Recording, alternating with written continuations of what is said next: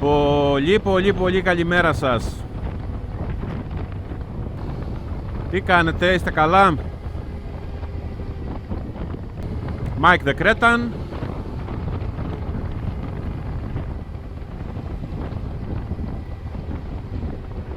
Σας καλωσορίζω σε μια ακόμα περιήγηση κάπου στην Κρήτη. Το σημερινό βίντεο έχει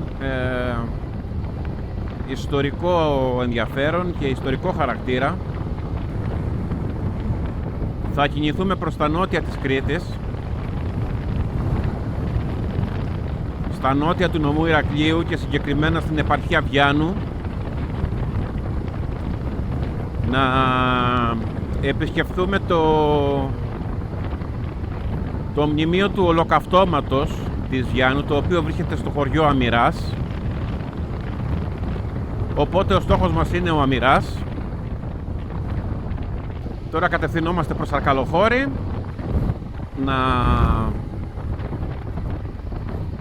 να επιλέξουμε και διαδρομή, διότι το Google μου δίνει 2-3 αναλλακτικές. Δεν ξέρω ποια από τις 3 θα πάρω.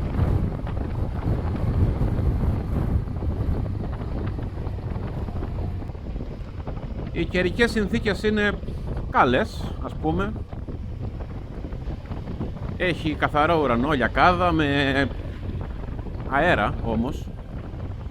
Φυσάει αρκετά. Εχθές φυσούσε βίαια. Εχθές φυσούσε λίγο περισσότερο.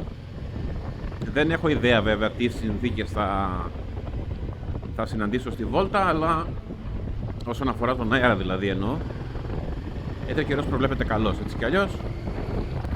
Από εδώ και κάτω τώρα είναι ψιλοαδιάφορη διαδρομή, οπότε θα τα πούμε σε λίγο.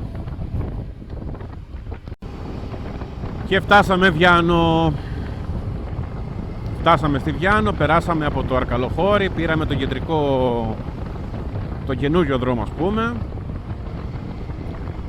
από Αρκαλοχώρη για Βιάννο. Δεν μπήκαμε στην Άνω Βιάννο καθόλου, πήγαμε από τον περιφερειακό, γι' αυτό δεν έκανα βίντεο μέσα από το χωριό. Θάλατα. Το Λιβικό πέλαγος. Γενικά αυτό το κομμάτι εδώ της διαδρομής, παιδιά, ελπίζω να ακούγομαι, γιατί έχει πάρα πολύ αέρα. Αυτό το κομμάτι εδώ είναι μία από τις ωραιότερες διαδρομές που μπορεί να κάνει κανείς στην Κρήτη, δηλαδή να κατέβει από Βιάννο προς Ιεράπετρα. Είναι πραγματικά μία από τις κορυφαίες διαδρομές. Και φτάνουμε σιγά σιγά προς το μνημείο, το οποίο είναι αυτό εδώ μπροστά μας, όπως το βλέπετε.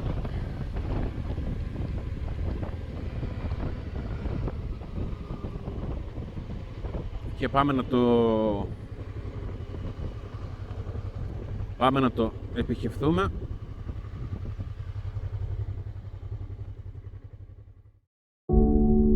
Το ολοκαύτωμα, η σφαγή της Βιάννου, αναφέρεται στις μαγικές εκτελέσεις κατοίκων και καταστροφές πάνω από 20 χωριών στις περιοχές της Βιάννου και της Ιεράπετρας, στο νησί της Κρήτης από Γερμανούς Ναζί, κατά τη διάρκεια του Δευτέρου Παγκοσμίου Πολέμου.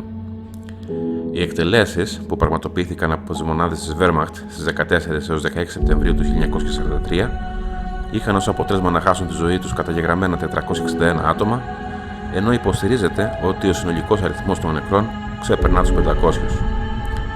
Τα χωριά λαιλατήθηκαν και καταστράφηκαν εισοδιές, επίσης πολλά κάηκαν. Οι εκτελέσεις διατάχθηκαν από τον στρατηγό Friedrich Wilhelm Müller, που έμεινε γνωστός και ως ο Σφαγιάς της Κρήτης, σαν αντίπεινα για δράση της κρητικής αντίστασης. Το ολοκαύτωμα της Βιάννου θεωρείται το δεύτερο μεγαλύτερο της Ελλάδας, μετά από αυτό των Καλαβρίτων. Αυτό είναι λοιπόν το μνημείο του Ολοκαυτώματος της Βιάννου. Σας είπα και 5 πράγματα στο μικρό κομμάτι του βίντεο που προηγήθηκε. Τώρα κατευθυνόμαστε να πάμε να μπούμε στον Αμυρά. Αυτό το χωριό εδώ είναι ο Αμυράς Βιάννου. Μόνο από αυτό το χωριό οι δυνάμεις της Wehrmacht, την εποχή εκείνη το Μαύρο Σεπτέμβρη, εκτέλεσαν 114 ανθρώπους. Μόνο από τον Αμυρά.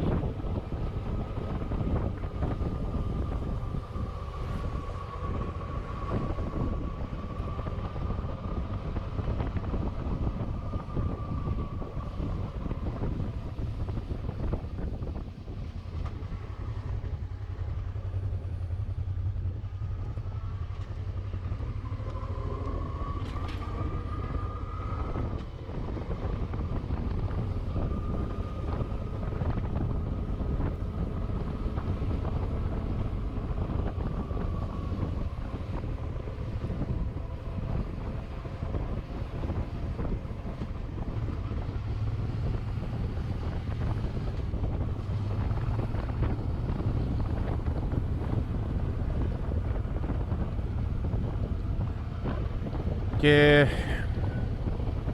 αυτό που ξενίζει πολύ σε όλη αυτή την ιστορία είναι ότι όλα αυτά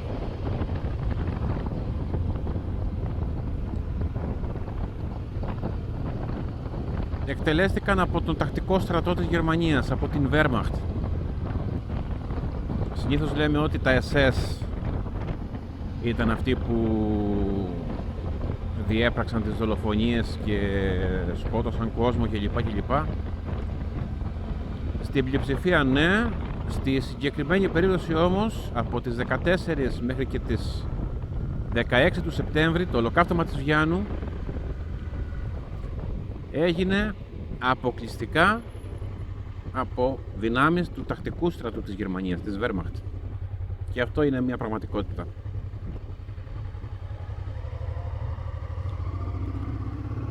Λοιπόν, γυρνάω πίσω γιατί είδα μια ταμπέλα πριν.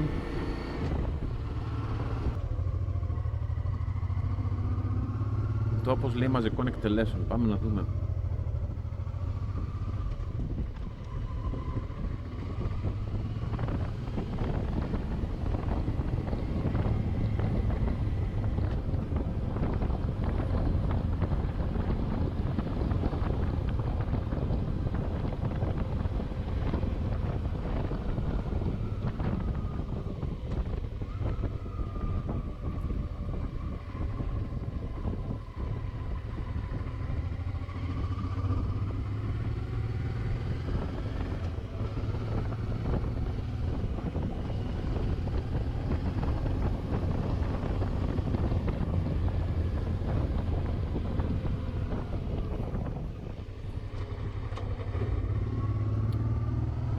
Πέρα από το πόσο, πέρα από την ιστορικότητα του σημείου, είναι βέβαια ότι είναι και πανέμορφο, έτσι, εκτός των άλλων.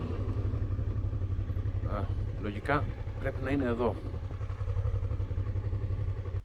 Από σεβασμό στο χώρο. Να μην κατέβω με το μηχανάκι.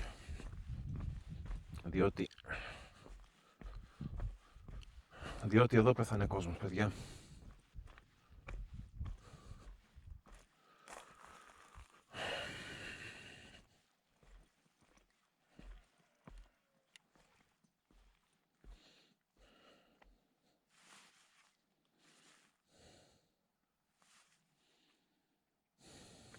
Και μετά την επισκεψή μας στο ιστορικό αυτό μέρος και τη βόλτα μας, λίγο βαρύ το σημερινό βίντεο, αλλά καλό είναι κάποια πράγματα να τα μαθαίνουμε. Επιστρέφουμε σιγά σιγά προς τη βάση μας. Αυτά από εμένα. Ευχαριστώ πολύ που με παρακολουθήσατε. Μέχρι την επόμενη φορά να είστε καλά, να προσέχετε και να οδηγάτε τα μηχανάκια σας. Ciao ciao!